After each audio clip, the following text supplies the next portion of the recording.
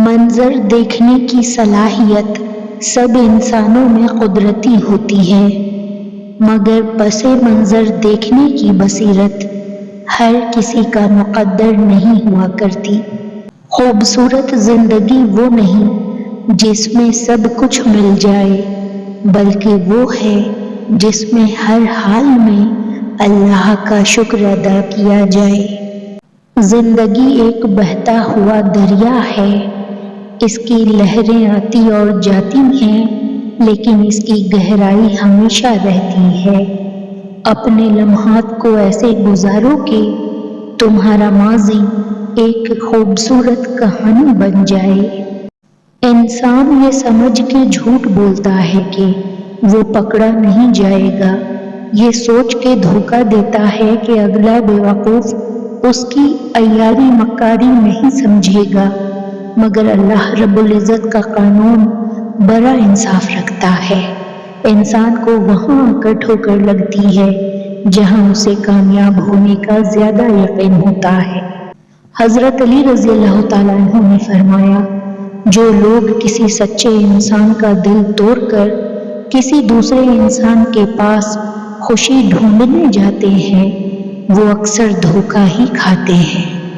اللہ تمہارا وہ قدم کبھی نہیں بھولے گا جو تم نے لوگوں کو تسلی دینے کے لیے اٹھایا، جبکہ تم خود اپنی ٹوٹی ہوئی حالت کے بوجھ تلے دبے ہوئے تھے۔ سورہ ابراہیم کا سبق قیامت کے دن ابلیس خود اقرار کرے گا کہ اس کا تم پر کوئی زور نہیں تھا، سوائے اس کے کہ اس نے تمہیں بلایا اور تم بہک گئے۔ دل کو سب سے زیادہ گھلا دینے والی بات یہ ہے کہ غم کے عالم میں بھی تمہیں زندگی کے معمولات ایسے نبھانے پڑیں جیسے کچھ ہوا ہی نہ ہو، حالانکہ تمہارا دل چاہتا ہو کہ زندگی کو وہیں چھوڑ کر ہمیشہ کے لیے رک جاؤ۔ لوگ کہتے ہیں کہ دکھ بانٹ لینے سے کم ہو جاتے ہیں، مگر وہ یہ بات بتانا بھول جاتے ہیں کہ جب وہ غصے یا ناراضگی میں آتے ہیں تو انہیں دکھوں کا اشتہار لگا کر آپ کو مزید اذیت میں مبتلا کر دیتے ہیں۔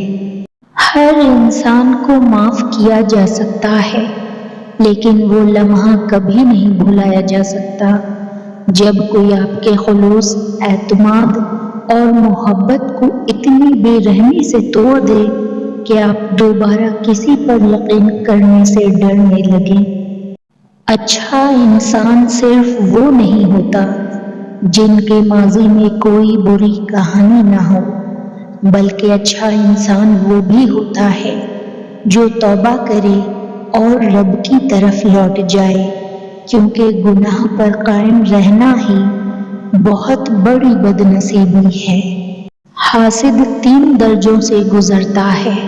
سب سے پہلے اس کا دل تنگ ہوتا ہے ہر اپنے سے بہتر شخص کی تعریف سننے پر، پھر وہ اس کو اپنے دل میں بھی کمتر جاننے لگتا ہے اور دوسروں کے سامنے اس کا قد گھٹانے کی کوشش کرتا ہے، اور آخر میں وہ اس شخص کو نقصان پہنچاتا ہے۔ لوگوں کی سازش تمہارا کچھ نہیں بگاڑ سکتی، کیونکہ تمہارا رب بہتر تدبیر کرنے والا ہے۔ بدلہ لینے والوں سے خوف نہیں آتا، ڈر تو ایسے لوگوں سے لگتا ہے جو اپنے ساتھ کی گئی زیادتی پر معاملہ اللہ کے حوالے کر دیا کرتے ہیں اور اس کی بارگاہ سے فیصلے کے منتظر رہتے ہیں۔ اللہ کے سوا دنیا میں ایسی کوئی طاقت نہیں جو انسان سے کچھ چھین لے یا کچھ عطا کر دے۔